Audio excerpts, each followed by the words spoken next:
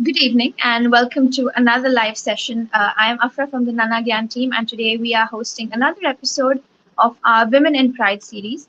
So, today we are joined by Mrs. Megha Sharma, who happens to be the president of a Rotary Club in Pune. And aside from that, she is also a director of a travel consultancy called Travel Crafters, and also a director of Toogle Services and We Empower All Foundation. She has also won a string of awards, her most significant one being the Shri Shakti Rashtriya Puraskar. So I'd like to welcome Megha ma'am to the show. Good evening, ma'am. Hi How are you? everybody. Hello. Hi. Hi Afra. I'm doing very fine. Thank you. How are you? I am doing all right, thank you. How are you today? I mean, I'm sorry, you seem to be traveling, rightly as your profile states. Yeah. So after about 2 years, we've had a travel exhibition at such a great magnitude.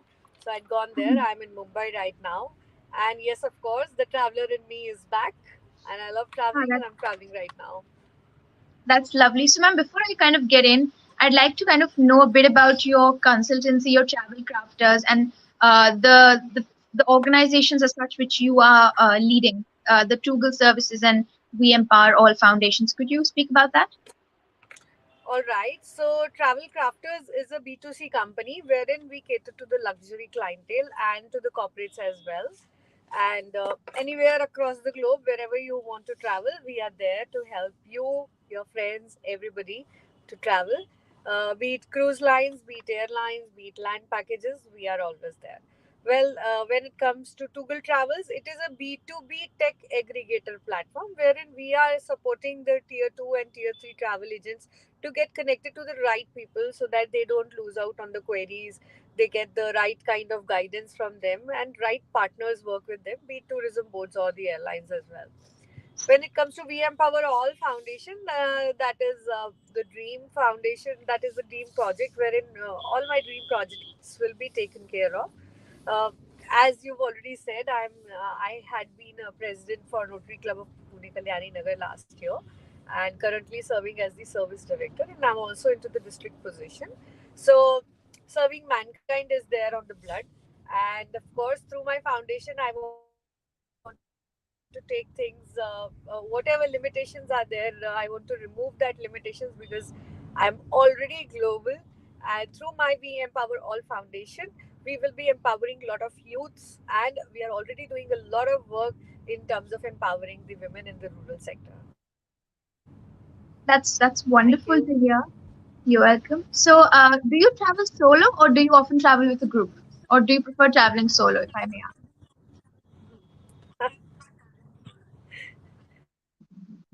So there's a traveler Ma'am, there's an interruption in wherein connection. We're not able to hear you. I can travel solo. I can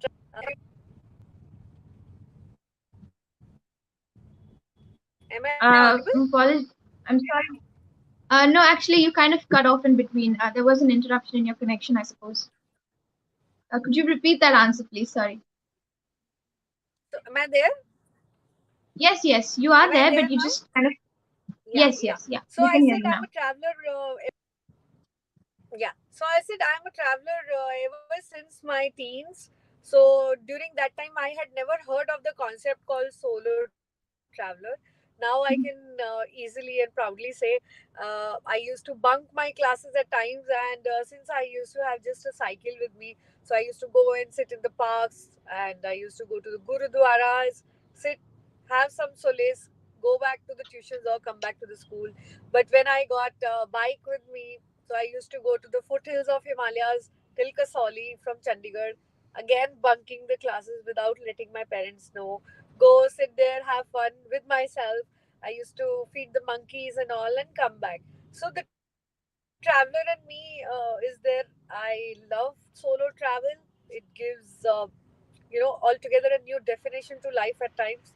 So whenever I'm I'm being very kirkir with my husband, So he always says, okay, okay, go for a solo mega, come back in 2 3 days, you will be fine.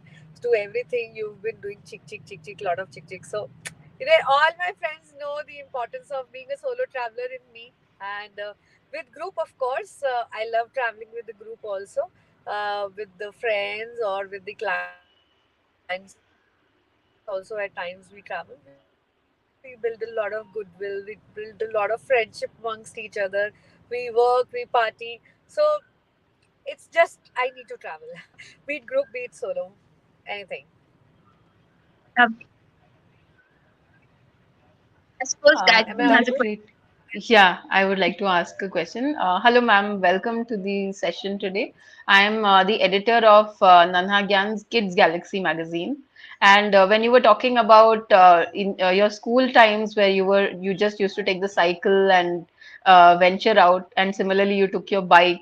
So how easy was it for you to get a bike? Normally, parents are not very keen on getting their children a bike or a scooter because they know exactly what they're going to do next. No, no. So I was a medical student, and since my ninth standard itself, I used to earn. I used to take tuitions as well. So that's why I used to bunk, because in between, after the school, I had to be at home, and I used to take tuitions as well. So I saved money for myself, and I took some money from my parents and bought a bike. Yeah, I mean, I don't recall any resistance coming from them, because I was never bad in studies as well. So the only thing I used to do was, when I got a bike, my parents always, they didn't know that my tuitions are on the alternate days. So I used to tell them every day there is a tuition. So on those days when there's no tuition, I used to go sit at the, being from Chandigarh, lake had been my favorite spot. So I used to go sit there and just observe people, hear the sound of water. I loved it. I used to love it. True, Chandigarh has a lot of scenic places as well. Even the garden, Absolutely. even the park with the glass bangles, even that is like a very nice, calm and quiet place. I just had a question. I mean, you also I read that you kind of try and get women to be more financially independent, with regards to inspiring them. So, as in relation to traveling solo, do you think how could women actually venture out, if they had to? Because typically they depend on their husbands to take them out. So, if they had to venture out solo, how would they do so? And do you think there would be any resistance to that?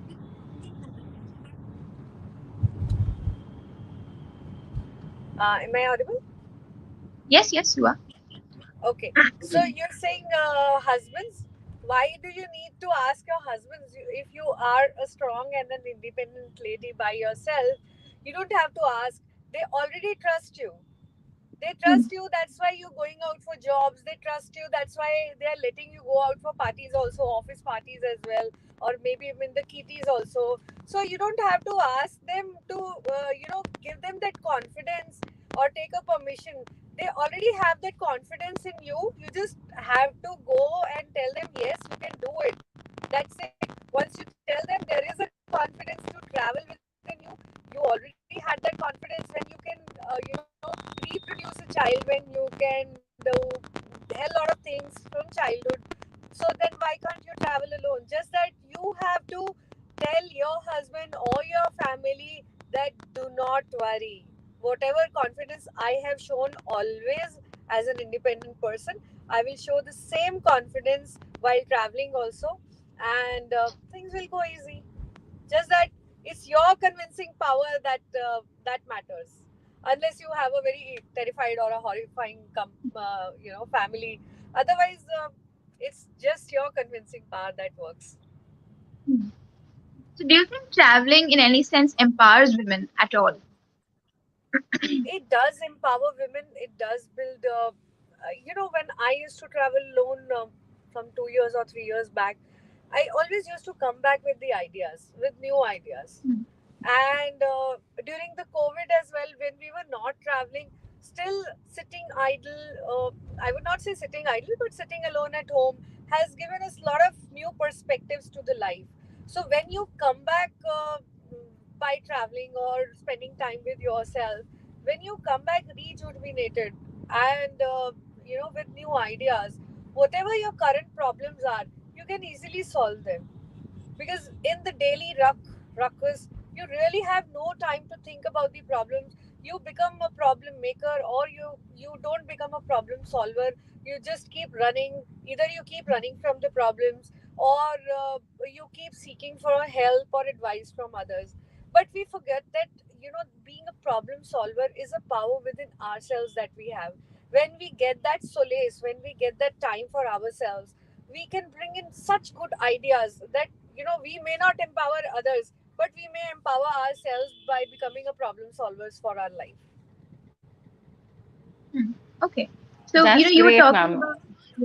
Yeah, Please I go ahead. wanted to check with you about the safety aspect, because that is something that has been drilled into our heads from childhood, that we have to be careful when we are going alone, and invariably somebody is sent along with us to accompany us, or somebody will pick us up somewhere. So we are also like grooming our daughters, especially that way, that they kind of look for somebody to go along with. I would suggest, trust me, if I knew with regards to my entrepreneurship career, so I have had bankruptcy thrice. So in last 10 years, imagine I've been bankrupt thrice. The reason was I was trying to adapt to the world, whatever I have right now, whatever people I was with. But in those years, I was never myself. I never knew that whatever I have done so far in life alone is the confidence only which has helped me. But once you realize that you have that confidence, and we give that confidence to our daughters also. Not only daughters, let's break the bias, even the males also. If we, you would see there are some families wherein even the daughter is more confident and the son is not so confident, maybe because he is younger and his parents have always said to sister ke saath ja, go with your sister, go with your dad. Similarly, so what we've done, we've just stopped their growth to be an independent person. So with regards to the kids and as a parenting thing, I would suggest let them go.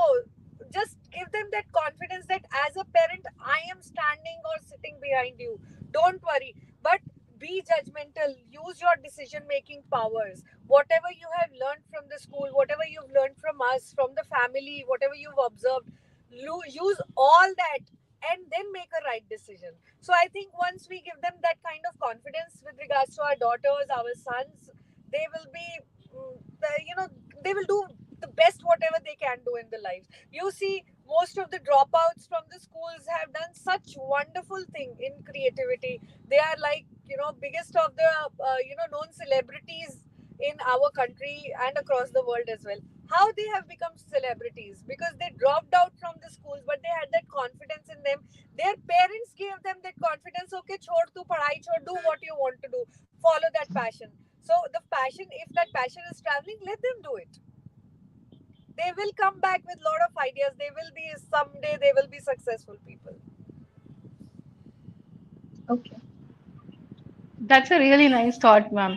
And these days, it is these kind of things are also picking up, where people are selling away their belongings and leaving their day jobs, and going in the RVs along with their children, and making that as a life experience altogether, and a learning experience.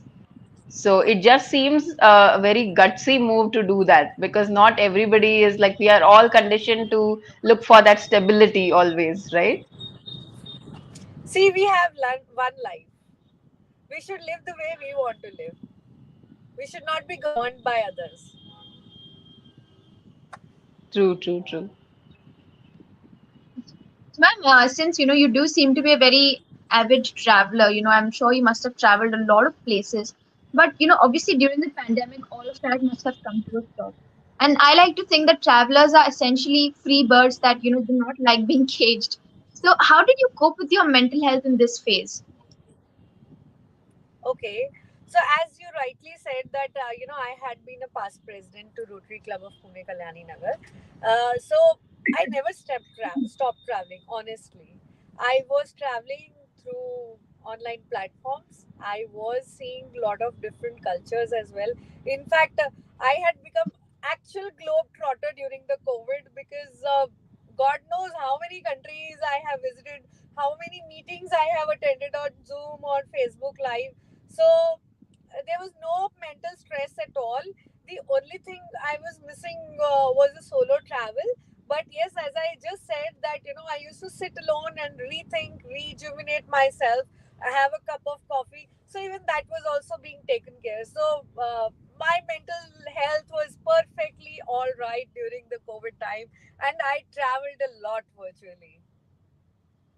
That's very nice to hear. And I've honestly, I mean, I do have a few friends who are absolute travel freaks, and I've seen them perpetually suffer, to be caged at this point, because they couldn't step out of their homes, their parents were not allowing. Again, the safety issue. It's very nice to know that, you were able to travel a lot, but I also believe that, when you go to a certain place and when you connect with that place a lot, you kind of take a part of that place with you when you go home, when you return, Absolutely. right?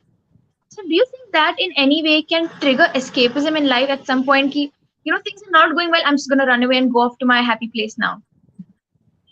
I just said no. My husband, when he sees that I'm not behaving properly, or I'm getting agitated all the time, so he just says, "Go for an escape, go for a solo travel, come back in 2 or 3 days." So it's actually rejuvenated. It is actually it becomes at times a problem solver. At times, mental health is something which we generally neglect, but sometimes what happens, we really don't know why we are upset, what is troubling us, because we are so busy in our lives. What Whenever we travel alone, sometimes we find out that problem, what is the problem that's troubling us, why our productivity is low. Generally we don't have answers because we are so busy doing daily routine work, we are so busy running. So escapism is definitely necessary, and we all do. So if you read out on most of the articles, or you see people who tell about meditation, or all the biggest of the leaders of this world, they always say, start your morning lightly, spend some time with yourself, have a cup of coffee, meditate, read, or just observe the nature, sit in front of a greenery. Why do we do that? That is an escapism only. We escape from the world with wide eyes opened, and we kickstart our day. So escapism is a must. We all must do it daily, but we must do it at least once a year as well. Go travel, change your surroundings, travel, meet new people, come back with new ideas, be a problem solver, or at least get to know what is the problem, come back, communicate with that person, and it will be solved. Okay. So I also believe that, aside from obviously the escapism element, there is also this. It's traveling. I believe. I mean, a lot of people have documented this, that it was a very spiritual experience for them. So, do you think traveling and spirituality complement each other in any way? Have you experienced it? Yes, I have, but I would like to ask, can you tell me what is spiritualism for you? For me, spirituality is just, being able to connect with myself on a very deeper level and sort of, you know, let go of all the stresses that I have and just soak in the moment. Yeah, that's true. So that is only that is what we do when we travel. We let go of things. We talk to people at times who are there not to judge us. We know tomorrow we are never going to meet them. We are not getting connected to them at all, and we just connect to ourselves. That's it. So why travel is not connected to spiritual? It is. We don't need to go to mandirs and gurdwaras only in our travel, but we need to be with ourselves, find our solace, and the spiritualism is there within us only during that time. That was a very good point you raised, obviously. I mean, because I used to think that, spirituality and travel is only associated to, a scenario where you are visiting, let's say, a religious tourist attraction. Only there you could perhaps attain that. But I think I would agree when you say that, all forms of traveling would obviously instill a sense of spirituality at some point. So, obviously, again, it can be life changing as well. I think I don't remember whose interview I saw once. They were saying that it taught them a lot about life in many ways, but I didn't quite understand how exactly you would learn about life with regards to traveling. When it alters your perceptions about things. So, anything you'd like to share on that? See, I don't believe in life changing experiences in travel, because when you go, you are already with so much of baggage, and you want to clear that clutter and come back and rejuvenate yourself for the new this thing. Yeah, when it comes to life changing, I would say we become problem solvers. So maybe that person's problems have got solved. They've come back with the ideas how to solve that problem, or they've identified with the ideas, and of course once that is solved, so your life is changed now. So I think that is the only thing. But if you say transformation per se travel helps, no. For transformation you have to do lot other things only, but meditation is the best way to transform yourself, not the travel only. Yeah. I'd like to add here that, especially when we are traveling solo, I think that is a real eye opener, because that is when we are really with ourselves and we have to handle so many other things, maybe finances or, like, where to stay, how to solve a problem, what if you get a flat tire, right? So I think that helps us in just dealing with the things on our in our own way, instead of having somebody fix things for us. And So being that way it may, yeah. uh, being a solo traveler, there are two ways to travel. One, you travel in a hippie style wherein you have to manage your finances also, and so maybe when I was younger, so that time I used to think about it. But otherwise, when you're traveling, obviously you're going for rejuvenation. You're going to spend money on yourself only. So that is not something you're managing. But what you're managing is meeting up with different people. You don't know from how they are, what they are thinking of. You're going to a new culture altogether. So managing people and being with the right company and keeping yourself Yes, safe during that solo travel is the challenge. But monetary terms and all, I'm sure we all are wise we enough would to have planned. yeah, so it's an Yeah, investment that we are making on ourselves. It's not yeah, an expense that we are making on ourselves. right. I'd like to give an example here. My sister recently went to the Ran of Kutch, and there she got to meet the actual artisans who are weaving and creating so many handicrafts, and that's when she could really see their plight and living conditions, and it brings an extra bit of awareness as to when we are buying something, we don't know the story behind it, but because she was able to go there, she was able to understand all these things. So empathy Yeah, is what continue she's after. come back with. And of course, Yes, when we go, so and a lot if you of see good during stuff the from there. Diwali also nowadays, we all yeah, we buy stuff and we empathize. Now we make those efforts instead of buying online. We make those efforts to go and buy diyas and support these artisans. So Yes, it's the empathy, and it can come either from some video or it can come from travel. It's just that how empathizing you are, what is your upbringing, and from anywhere in the world, from any small pin thing also, you can pick up empathy and you can support a person. It's majorly about the upbringing that we've given to our kids or our parents have given to our kids, so that we could empathize and not be practical all the time. true, true. Yeah. Ma'am, you were also talking about experiencing different cultures while traveling, and at some point, obviously, if you travel a lot, you would be exposed to a lot of cultures. But would that in any way kind of lead to a cultural shock? Have you felt it in any of your escapades?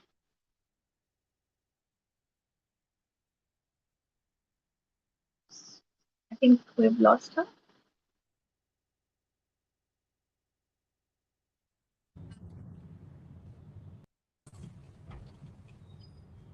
I think the network had gone. Am I there? Yeah. Audible? Yes, yes, yes. Yeah. So you were talking about cultural shock. Honestly, if you ask me, generally, whenever I have to travel, so being a travel planner by myself, I read about that particular place. And it's my advice to all the people who want to travel. Either they are a solo traveler or they are traveling with the family. Whatever way they are traveling, they should read a little bit about the culture of that place, the about the weather conditions, about the food, so that you should not. It should be a pleasant experience. It should not be a cultural shock at all. So once you're mentally prepared where you're going, it will never be a cultural shock. So it's my advice to all the travelers across the world. Please do read a little bit and have a pleasant and a wise travel, and not get into any kind of shocks. So yeah. That was actually a very unique take on this because typically I do hear people saying, yes, it was so odd to see some certain practices or, things that people follow, some rituals that they do. But I'm honestly, I really like the direction this thing is going in because it is so refreshing to see such positive takes on all the, things that I've been asking you. So, or very, on an ending note, I would like to ask you about your Rotary Club. So, typically, as you said, Rotary clubs are more of humanitarian services. They do provide a lot of humanitarian aid. So it's a trick question, but do you think Rotary clubs should also contribute to disaster relief? Because I believe that itself, should not be the responsibility of only the government, but also our communities. So do you think a shift can also be made to kind of divert help or aid to disaster relief projects? Okay. So Rotary does a lot of disaster relief projects. Last year, when the when there were floods in the Raigad area, we all had gone ourselves. We distributed a lot of sanitary napkins, our food items, and everything. But I'll talk about Ukraine. What's happening in Ukraine? So if you see, I can share some pictures and all. Wherein Rotary Club itself has sent an ambulance. We've sent food trucks as well, and we have we've been sending a lot of money to the relief camps as well. But apart from that, what Rotary Club people are doing by themselves, whosoever they know in Rotary Ukraine, so we are sending them money by the way of booking through Airbnb or Make My Trip, whatever way. So they are getting the money as well. So Rotary is doing and has always done a lot of work, especially when it comes to disaster. You just need to see, and maybe I would say Rotarians are more about serving the mankind and less about being on social media. Maybe that is why you're not able to find, but there is a lot of work which is happening, lot of work which is happening, especially right now for Ukraine. And people across the world have united together over a WhatsApp group, and we've been trying to use all our contacts and support the people to escape, send the buses, whatever best we can do. We liaison up with government as well, send them Okay, fundings. so that's wonderful. That's wonderful. So, Gayatri, ma'am, would you like to add something to that? No, thank you, Afra. You covered everything really well. It was a very interesting session, ma'am. Thank you so much Yes. for sparing time and actually really living up to what you stand for, right? You're traveling even now. So that added a nice touch to the whole session.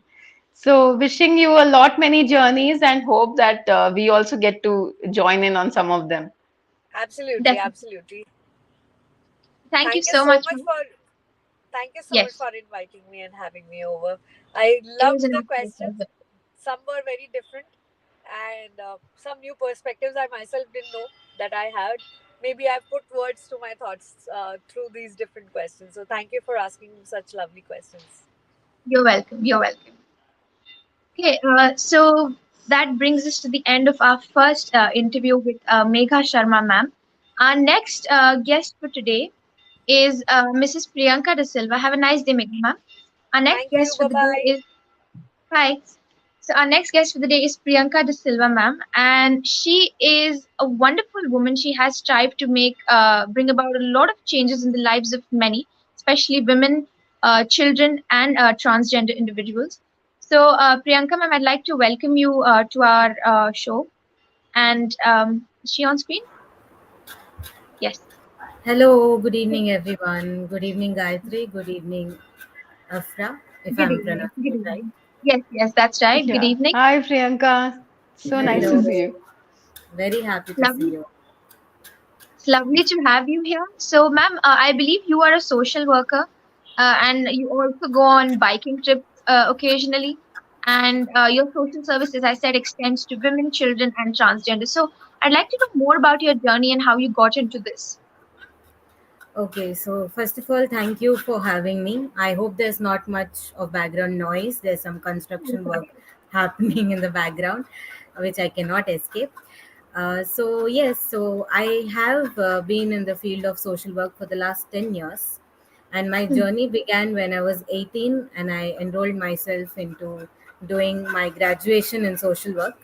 After that, 5 years, I worked in the NGO sector where I worked for, of course, like you mentioned, predominantly for children, women, and transgenders. So my first job itself was with the Ministry of Social Defense, where I had to work with children who were rescued by the police from not very good situations. So it needed a lot of empathy and understanding, but I was just 20 and I was kicked into this job right away. But I would say that I had really good people to work with, because of which I managed to maybe have an impact. I like to believe that. And slowly, then I moved into the education sector where I managed an entire school which was run for tribals in rural Tamil Nadu.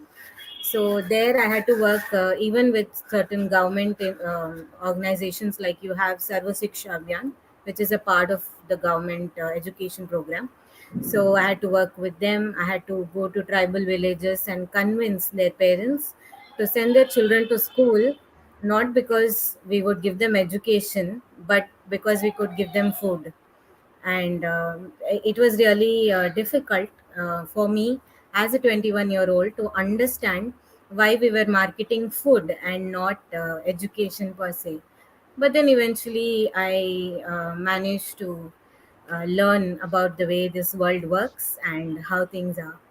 And then later I worked for a trust which was started by my family, where we ran few tuition centers, and we also conducted couple of workshops about menstrual hygiene and basic sex ed and things like that. So after that, I did take a break for a couple of years because I got married. I moved out of Chennai. Till then, I was in Chennai, and then I moved to Mangalore, where I'm currently placed. I had a beautiful daughter. She's 5 years old now, and about 2 3 years back, I decided I have to go back to college. I have to study again, and then I can continue my journey in the field of social work. So this is on one side, and the other side is the travel bug that has always had me. I've been very fortunate that my parents have always let me go. So from the age of 16, I was a part of a trekking club which was there in Chennai at that point of time. So not that I used to go there every weekend. I couldn't really afford that much. But at the same time, maybe once in few months I used to go. I was not a very physically fit person back then as well. But still, despite all the pain and injuries and all the kind of struggle that one can have, I found at most joy and pleasure when you're on top of the mountain. You just feel you have the world at your feet. So I really loved that feeling that that travel can give you. So I bumped into that, and slowly, thanks to a lot of friends and influences, I got into biking. And through that, I met my now husband, who's also a biker. So that happened. And then, of course, after baby, it's not very easy that you can just take your bike and run away. I wish I can, but it's not that simple. But now I have found a small little way. I think all women, we manage to find that small loophole always. So that way, I managed to find a lot of pleasure in solo travel. Sometimes I do travel with a small group of friends. So once in a few months, I managed to escape from the usual routine that I have. So both these things, social work and travel, are very parallel parts of my life. I Okay, so hope that when you say answers it. you, yes, yes, it very well answers my question. So, you say you've been on bike rides. Typically, where have you been to on your bike? Okay, so I have not been very adventurous, but I've covered a couple of places in Tamil Nadu, Kerala, Andhra, and Karnataka. I've not really moved north as yet. But I hope in future, once my daughter is slightly older, my husband and I do plan to take my daughter on the bike and probably explore more places up north as well. But so far, it's just been limited to these four states with respect to the bike. Yeah, both your tracks are equally interesting, Priyanka, because we have like so many questions for both the sections, you know. Coming to social work, where at such a young age you were faced with such kind of harsh realities of life, which we kind of tend to ignore. When you said that you kind of try to convince the parents for more for food rather than the education for their children, right? That is like such a it would have had a profound effect on you. And similarly, you said that when you are traveling, even that gives you a feeling of a different view of life, a different feeling when you meet others. So I think that is where both your social work and travel kind of merge together, right? Maybe, definitely. I have never really thought of it that way, but I think there is a certain sync at some point. Maybe I'm more empathetic when it comes to people. Maybe I can gel better when I meet people. I'm not really afraid of uncertainty. I'm okay with it. If something doesn't come my way, it's fine. I still move on, because that's what travel sometimes teaches you, that you may have an itinerary, you may have everything planned, but something or the other will go amiss, and it's all right. You don't have to run the race all the time. Travel also has helped me not to take pressure. I have a couple of friends who are in amazing jobs, earning crazy money, and the best part is they don't, see me as somebody who is not in that zone as yet, because I think I have charted my own path in my own way, where they have charted it their own way, and there is no difference as such. There is no competition, because I don't ever bring it my way. So it's not like, oh my god, she's bought this, or oh my god, he's done this, so I should do it. So I think travel makes me feel very complete. It somewhere gives me hope. It gives me that excitement, that okay. And in fact, my family makes fun of me that if I have to get up and go and do some work, I may be a little lazy at it, but if I have a 4 o'clock train in the morning, I would get up at 2:30 for it. So I could do anything, so that I don't miss a train or a bus or a flight. So I think travel somewhere keeps you motivated. It keeps you going. It keeps your life exciting, if not anything else. Your journey does seem like you are very passionate about traveling, and again, as I said, you have been affiliated to so many social causes and organizations. So in any way has your have your journeys, or your wherever you've traveled, has that opened you up to more social causes and issues? See, I'll tell you one thing. When we study social work, okay, this is a very big fact that not many people understand. Is that like how a doctor sees his patient? He's very objective about things, right? He doesn't get emotional about things. Similarly, even a social worker is very objective when they are looking at a certain cause, and it's more of problem solving. Okay, this problem exists. How do I solve this? In a small way, in a big way, and how can I work on it? So it's a very problem solving kind of a factor that's involved. Okay, so social workers, as social worker, in fact, I do see, of course, if I go to some place in rural India, I do notice that, okay, a lot of lands are very barren, or maybe it's very hot, maybe this place doesn't have enough rainfall. Can anything be done here? Or I may think, people, or the children around seem to be a little malnourished. I may notice, but it will not affect me emotionally, because I only think, if I'm placed here, if I'm working in this region, I may be able to do this. Yes, that's it.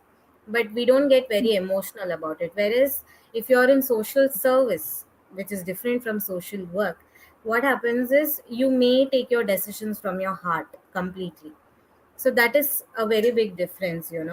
I know this is not a very textbook answer that you are getting from me, But this is what it is. A lot of people have a lot of misunderstanding about social work, but we are very logical, we are very objective towards it. Of course, emotions are important, emotions play a major role, but we don't let that overtake and decide for us. If I'm traveling, if I see something and if I start feeling heartbroken about it, then I will not be able to move ahead and do what I have to do. So that's what it is. That's very well put. And I honestly, this was a very new thing for me, a very new perspective, because typically, I was under the assumption that the more you travel, the more you kind of have this awareness and the more social causes you start adding to your list. So it was a very fresh You perspective that you notice, you're provided. more aware, Mhm. like okay, these things Mhm. exist. I'll tell you something funny. I've just come back from Vijayawada, but of course it was not a leisure trip, it was a work trip. So it so happened that we went to this rural place, okay, in Krishna district, and we just went to some medical camp, and it was very random, very normal kind of experience. And right there, so we asked who's the panchayat head, right? Because they are usually there. So somebody introduced us a man, and they said he is the panchayat head. So we said, "Huh, okay. Oh, hello, sir. Whatever." And then immediately he said, "Actually, my wife is the panchayat head, but she's busy at home, and this is the reality in India." And I just smiled and I said, "Okay, fine." But in my head I was like, oh, women empowerment, there is reservation for panchayat seats for women, right? So this is something that I have noticed. I know this is there in India, that a lot of panchayat head wives actually stand in the election, they win anyway, they just are there to sign papers, but that is it. The actual work, all the running around, whatever has to be done, is done by the man who was the original panchayat before. He is the one who's actually called a panchayat also. So this is an observation from my side. Can I change it? No. Who am I to change it? I'm there for an observation.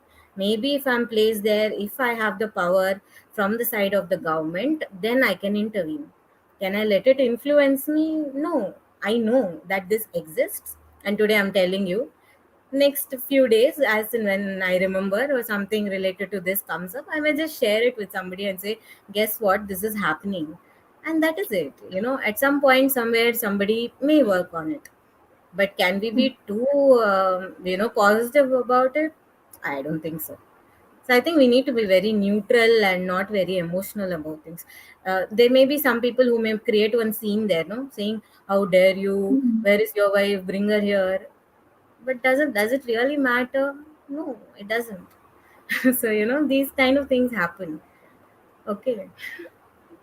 So with regards Yeah, to, I that mean, is I've that also. was yeah, that was portrayed in Mhm. a, TV series as well, right? Yeah, yeah. Called Panchayat, I where remembered exactly that. I remembered exactly yeah, that, and I had a good laugh, saying, "Oh, this okay." It's more like we have that hence proved we write in our mathematics. yes. No, it literally felt like that hence proved situation. I was like, okay, this is real. Let's deal with it. It was like that.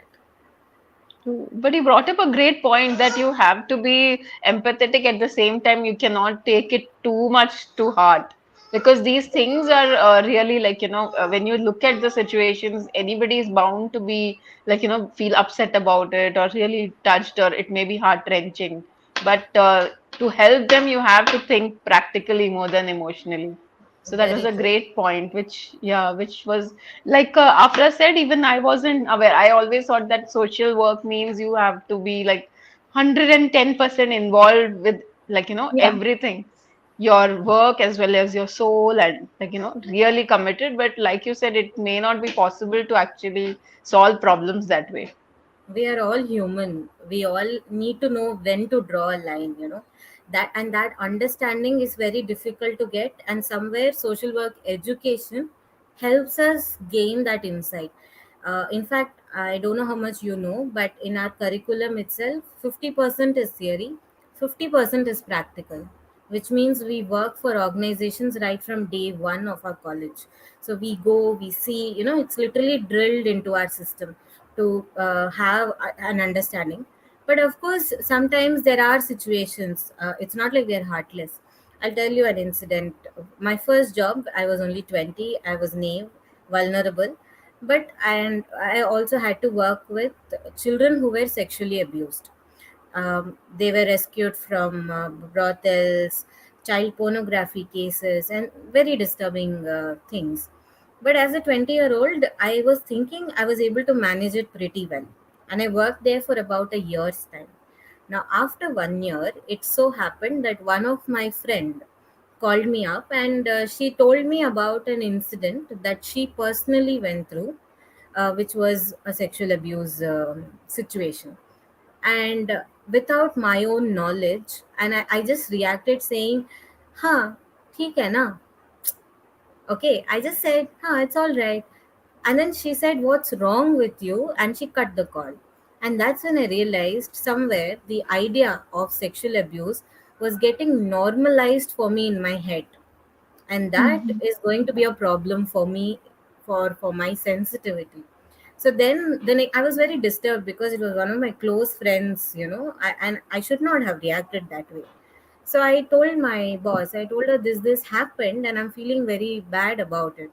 Then she said, Priyanka, I think it's time for you to move on to a job which where you don't have to deal with anything that's related to sexual abuse, because I need to heal or I need to unlearn certain things. So it's a process. So it is a lot of awareness. So because my boss told me that this is what is happening with you, which is the idea of sexual abuse becoming normal, that's a dangerous thing. Had I not identified that, I would have probably been very cool about cool in the sense not very accepting, but more like, huh, all these things happen, yeah, what can you do? That attitude. Be like, okay, what's the point of all this laws? I would possibly become insensitive in a period of time if I'm not in check with my own emotions. So these kind of things happen, and all these awareness and this and that, we have a lot of practicals that happen. And after that, to this day, now actually I am venturing into gender and sexuality as a topic in itself for my further studies. So now I know how to draw a line. Now I know how to keep things different. Now I know I will not get influenced if somebody says I'm a victim of blah blah blah. I'm not going, of course, I'll feel empathetic, but I'm not going to become emotional, sit there, cry, and, make that person feel bad. I won't, it will not affect my life as much as earlier. So, understanding that and drawing that line is what is very important. Okay, a lot of serious talk. No, but it was insightful, I would say. I feel everybody should Yeah, more understand, but we don't have access, you know. I really wish more people understood the profession that I'm in. true. Because I think in it maybe because we think with our hearts. Like at least for me, I feel like I may not even be able to go to an orphanage because I won't be able to handle seeing such cases, right, where children are struggling for no fault of theirs, and just how how bad the world is in general. So I think that actually holds me back into holds me back from giving doing something for them or giving back to them. So I think we all have that mental block with us. All of And us one do. apprehension, Yes, one sir. one apprehension that I had was with regards to social work is, the fact that I'm an extremely sensitive person, and I was fearing that I wouldn't be able to do justice to my job because I would, get overwhelmed very easily and get drained out very easily. So, what the fact that you mentioned that it is very important to stay neutral and draw a line, I think for me, it has always been how am I supposed to go about this? How do I draw a line? How do I do this? So how did you do it? I really want to know. It's What completely, that's why I'm stressing on the fact of social work education, because we have 3 years initially. If you're pursuing your graduation, you have 3 years to be drilled into it. You're experiencing in a very controlled environment. You are given exposure, but it's controlled. um, I'll tell you something nice. Now when you have your viva for your exams, so you're usually asked, tell me the formula of this or tell me the example of that, right? We are asked, what is your learning? In Hmm. what way has it affected you? These are the kind of questions we are asked. So it helps us reflect. Every single report that we write is about how I felt that day. It's not about what I did that day or how many people's lives have changed. No, what did it do to you? Did you feel bad? Did you feel angry? Did you feel upset? You are free to say, and that is what that's the way social work education is developed. Now, because of that, and we are into it for a couple of years.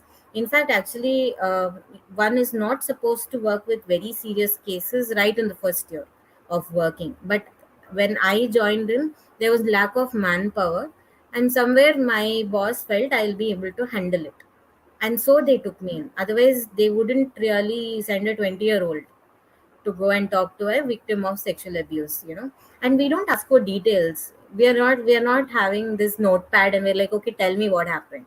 We're not doing that. We are Sometimes it takes few months to build rapport, sometimes because you have to that person has to trust you, that person has to tell you their story, and it's not easy. So you have to build rapport. We have games, we are playing, we are hanging out, we are joking. A lot of effort goes in. Sometimes you have to bribe. I used to have one child who never used to give me information despite how much ever I tried. So finally I understood she likes butter biscuits. So I used to bribe her, for every information you give, I'll give you a butter biscuit. So I managed to get information out of that. Sometimes all weird things can work. Sometimes all the effort may not work. That also happens. The rate of failure is high, but every day when I go in, I have to feel motivated. I have to think, okay, let me see what I can do. It's not about I will go and achieve and I will do it at any cost. No, I'll try, is all that matters. So, to answer your question in specific, of course, social work education, uh, which either 3 years and now I'm doing my master's, so that's again another 2 years. And in that, when I specify about field work, we also have something called lab sessions, where there are sessions for your self awareness, to know about yourself, to know about your people around. How do you connect to people? In fact, I feel a lot of people very easily open up to me. Even when I don't really ask them for details, they end up telling me a lot of things. I don't know why. I don't really try. Don't you agree, Gayatri? I think Gayatri That's and why I I'm have smiling. only spoken of 2, 3 times. That's it. But I know so much about her life already. You know. Yeah, So I think somewhere we learn the skill. And also, trust doesn't happen overnight. Trust can't be forced. Trust is something that also education may not really teach you how to build trust in 5 steps. That also doesn't happen. So it's all trial and error, practice, be more human, be more communicative, be there. Be there for that person, be available. If Gayatri calls me even at 11 in the night, I will always pick it up. I will not say, hey, I'm busy. So there may be something. So of course, Gayatri is an example, but I'm talking about any client. If we call them clients, we don't call them cases or people or whatever. So if my client wants to talk to me, there must be something important. So it is more or less like how doctors are to the hospital, we are there for the community. It's like that. I think we should talk more fun here. This is getting very serious. no, it is really eye-opening, and actually, yeah, I did think of like talking to you more about your biking experiences, but this is also equally drawing us in, and I'm sure Afra Yes. and I are already having like more questions on top of this. In But fact, yeah, like you actually, said, we have to lighten up the mood as well. Right now, social workers are requesting the government to actually consider our course as a professional course and give us licenses, so that NGOs can recruit only the educated social workers. Educated, I mean the ones who are trained professionally, and not every other person, because all these cases have to be handled in a very careful sense. And we are trained, True. and NGOs a lot of times they compromise on the quality of people they are recruiting.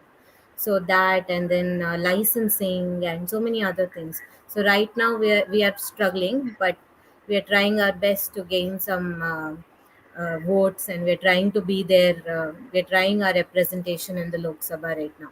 So that's been there for the last 1 year or so. I hope we get licensed very soon. Yeah, let's hope more and I hope more people also end up taking this up as a profession, right? We don't Yes, see yes. many people who are in this field. And that also contributes to, like, the whole thing, like people are less and that's why they end up getting Yeah. people who are not trained well. So it's like a vicious circle probably. Yeah, yeah. See, But once we get yeah, license, wages will be better, which means more people will go and study.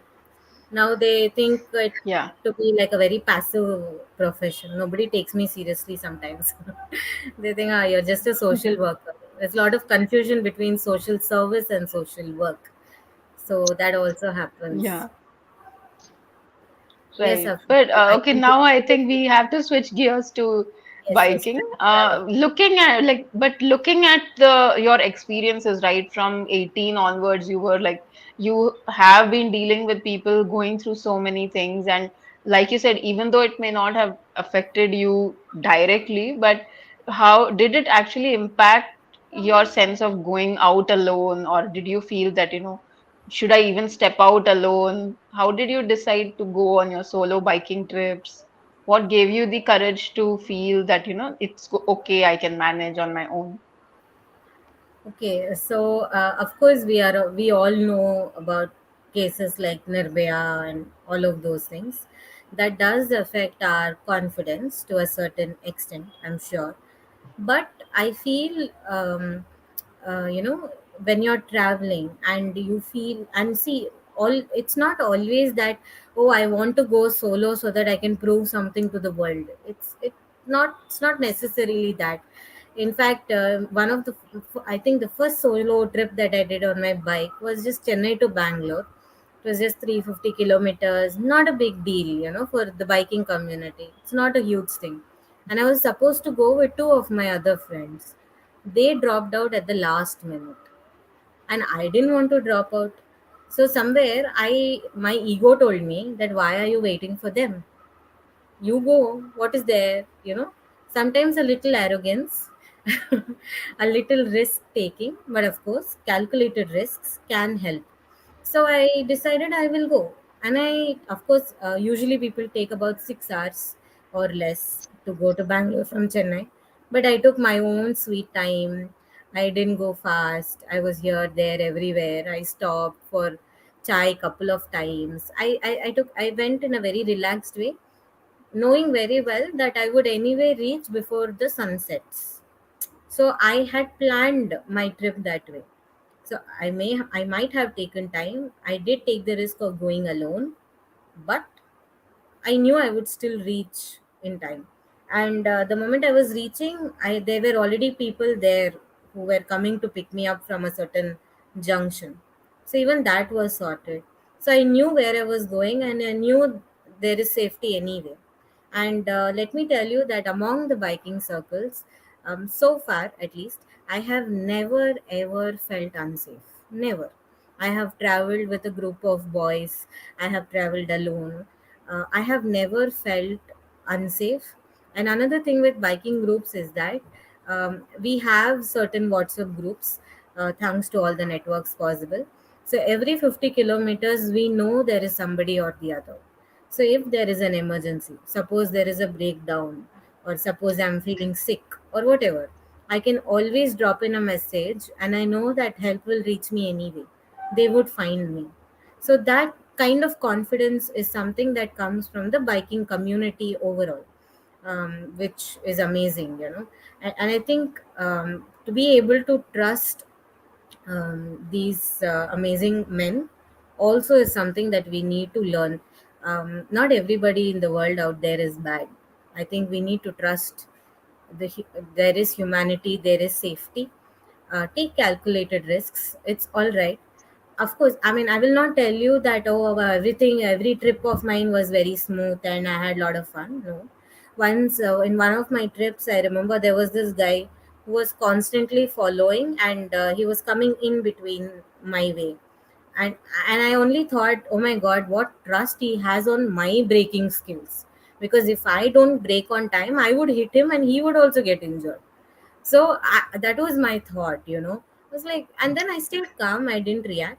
The first toll gate that came after that, it was very hot. This was in Andhra. It was very very hot, but I stopped to the side because toll gate will always have 5 6 more people, just in case. Hopefully at least one of them is a nice person. The probability theory that we have to quickly note down is all these things. So I stopped in superb heat. It was hot, but I decided I will stay there. And I took my phone out and I just pretended as if I was checking something, and I just relaxed. And then that fellow waited for about 10 15 minutes. I didn't move. He got bugged and he went off. After he went, after about 10 minutes or so, I left and I never saw him again. So sometimes, you don't have to really go and fight people. It's not necessary.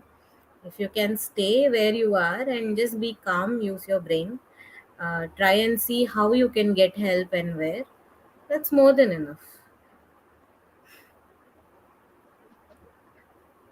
I hope that answered your question, Gayatri. Yeah, definitely. Yeah, like you said, true. I mean, because we have been conditioned to not trust others, right? We've been conditioned that, don't step out alone, or even when we are grown up and we are mothers, still we like, still somebody tells us that no, I'll come along with you, or somebody will pick you up from so and so station.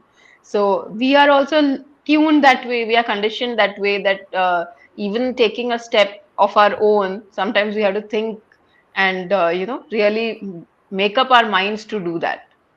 When it In comes fact, to one simply more like even time, driving a car or yeah, a two-wheeler. Yeah. one more time, something similar happened, but a guy from behind came, and he distracted that group of boys, took them way ahead, and then distracted them. So I noticed that he did that because he saw this happening on the road from behind, and he helped me out by distracting them completely, because boys like to race, no? So their ego was hurt once somebody zoomed past, so they went behind him, so I was safe. And then later I caught up. By then those guys had gone off because they wanted to race with him and they went way ahead. So then I went ahead and I just signaled saying thank you. And he just smiled. I don't even know how he looks because there was helmet and biking jacket and all of that.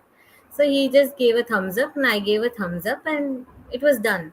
So, so such nice things also happen. So sometimes you should just trust in the world outside and hope that nothing major happens. Hope. You have to just hope. Otherwise, if we want to choose fear, we can stay at home. That's also a good choice that we have. So everything is a choice. So wanting to travel, wanting to take risk, is also a choice. But of course, you can be careful if you want to. That's how this world works. Thank you, ma'am. It was, I mean, unfortunately, we've run out of time. And, while I would love to sit and listen to all of your, all of the experiences you've had, I will have to cut this short now. So thank you so much for being here, for sharing all of those amazing things. We had things from social work to your biking experience. And I think, it may have kind of ignited a sort of spark in girls to let go for once and venture out on their own.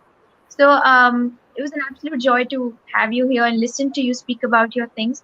And Gayatri, ma'am, would you like to say something? Yeah, thank you so much, Priyanka. Really, as Afra said, we are really, feeling bad that our we had such limited time with you because you opened us, I mean, you introduced us to so many new concepts which we were not aware of. We even did not think that way, actually, when it comes to social work or dealing with such severe cases, right? Because mentally we just want to shut off, we want to close our eyes to unpleasant things. And at the same time, when it comes to traveling, again we address something which a lot of people, especially women, go through, because we are always like, we keep looking behind us to see if somebody's following us or not, or Mhm. that kind of conditioning is so strong that we feel that we cannot travel alone, or especially biking is like such a unheard of. There are like, you can only count few women bikers, you can count them on the fingertips. So definitely it was a very fun, I mean fun as an enlightening session. And we also learned a lot from you, and we hope that through this session, whoever is watching, I think we'll also take one step towards being on our own, enjoying on our own, and trying trying to overcome our fears. Yes, thank you so Definitely. much for having me, Gayatri and Afra. This was very nice because I didn't expect I'll be speaking so much about social work.